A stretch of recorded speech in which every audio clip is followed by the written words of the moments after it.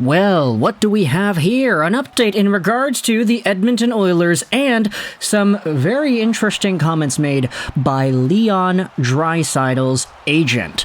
Now, as we are all familiar with, Leon Draisaitl is one of the best hockey players in the world, and his contract is expiring a year from now. He is eligible to sign an extension with the Oilers, one that may see him making upwards of $14 or maybe even $15 million a year, but that contract, until then, has not been signed yet.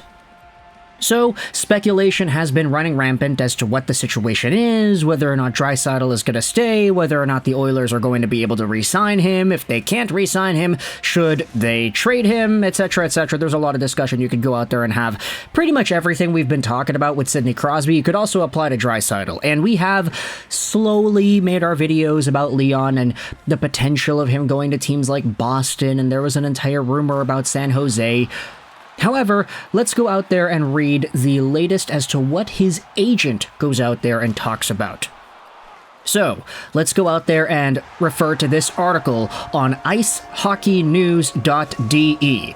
Now, this is a German website, and ice hockey is, of course, German spelling of ice hockey. And if you have the article in front of you, you will see this, which is in German. It was published on July 1st, and I do not read German, so we're going to go out there and translate this. All the trump cards are in hand. The question about Leon Draisaitl's future, his agent Jiri Poehner makes it clear. Let's go out there and read what he has to say about the Oilers and Draisaitl. Former DEL player Jiri Poehner from the Spectrum Hockey Agency is responsible for Draisaitl's contracts together with Mike Liut from Octagon Hockey. When it comes to the question of the future, the 60-year-old is very clear. "We have our ideas," he said in an interview with Ice Hockey News, "but the ball is in Edmonton's court. There is no rush yet, but either it happens quickly, like by the end of August, or it doesn't work out at all. It'll also become clear whether Edmonton really wants him or not. Leon holds all the trump cards." Draisaitl signed his now soon-to-expire 8-year contract on August 16, 2017, under then-GM Peter Chiarelli. "I can still remember the crap storm that Peter Chiarelli had to endure when he gave Leon the $8.5 million AAV contract. Today, he would be celebrated for that deal." In his opinion, Draisaitl has been playing at least 30% below his value for 3 years, but that's not a complaint. Poehner also has an opinion on the rumors that have been circulating in the North American media for several weeks about an early trade. "There will always be rumors until Leon signs. There are 2 important points. Firstly, what would a club be willing to give up for a short-term deal?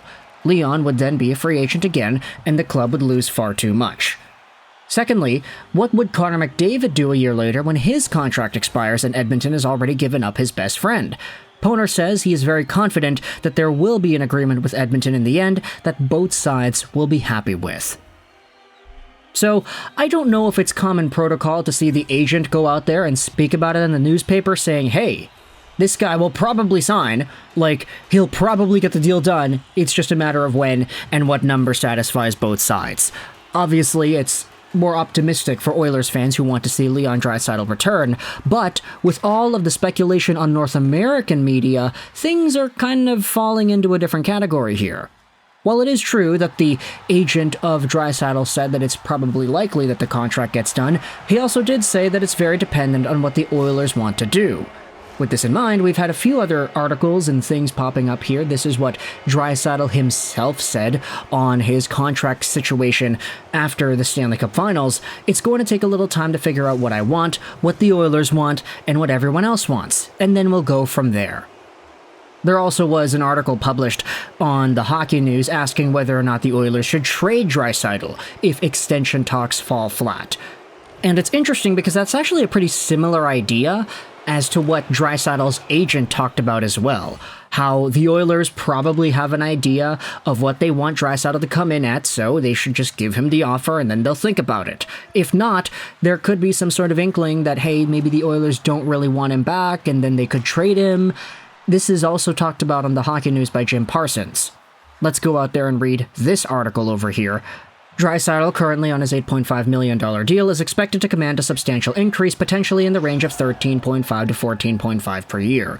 The money probably isn't the issue, since both sides know roughly what he is worth. The real question becomes, though, what Draisaitl thinks the chances are for Edmonton to go back to the Stanley Cup final and win. Is the team good enough? Is another team as likely to win and can potentially offer other features Edmonton fans and media aren't considering?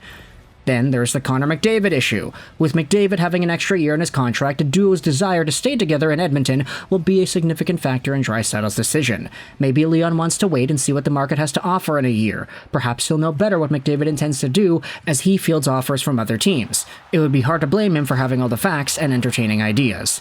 The Oilers must consider their options carefully. On one hand, waiting for Draisaitl to decide gives them arguably their best chance to win again next season. Keeping this roster as close to whole as possible likely means Edmonton being a Stanley Cup favorite. It may also send a message to McDavid that the organization is willing to make next season a priority and give him the best chance to win a cup. The article also goes over and says this, though. The situation with Draisaitl mirrors that of Matthew Tkachuk from 2 years ago. The Flames thought they were doing well by trading Tkachuk and Weegar for Huberdeau. They immediately signed both to long-term extensions, and the trade and signings proved to be a huge mistake. 2 years later, the Flames are rebuilding and the Panthers are Stanley Cup champions.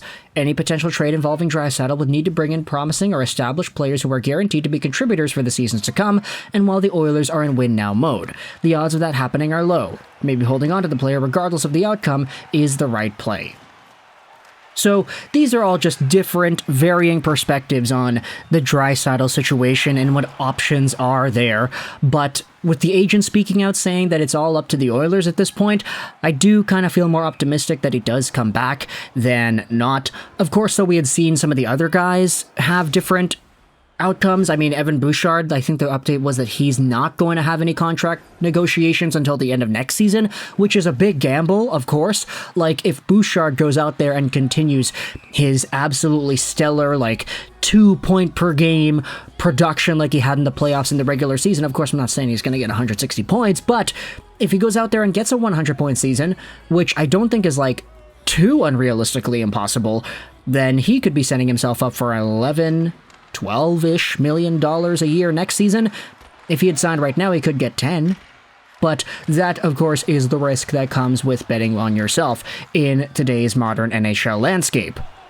So, for Draisaitl, it seems like the Oilers would be a lot more willing to commit earlier to him than Bouchard, more so because they already know what Draisaitl is. It's not like he's got any more surprises up his sleeve. He's always going to be that 50-goal, 110, 120-point guy. And even if he's not, he's still that caliber of a guy regardless. So, of course, it all depends here on what the Oilers do, but if they're not able to get Draisaitl nor Evan Bouchard back next season, or not next season, but the season after next season, then it could spell some pretty big doom and gloom for the rest of the lineup and potentially the Connor McDavid re-signing situation as well. We'll still make videos in the offseason about the ideas of Draisaitl going to these other teams because, of course, Boston is always going to be a destination. We had talked about San Jose in a few commentaries before, too. But don't worry, we're going to cover it all as it comes out, as there are more conversations happening about Draisaitl and his future. We'll certainly be making more videos, but for now, let me know your thoughts in the comment section below about Leon Draisaitl and his future, his agent going out there and making some interesting comments, and what you feel about this situation. I hope you enjoyed this video, and bye.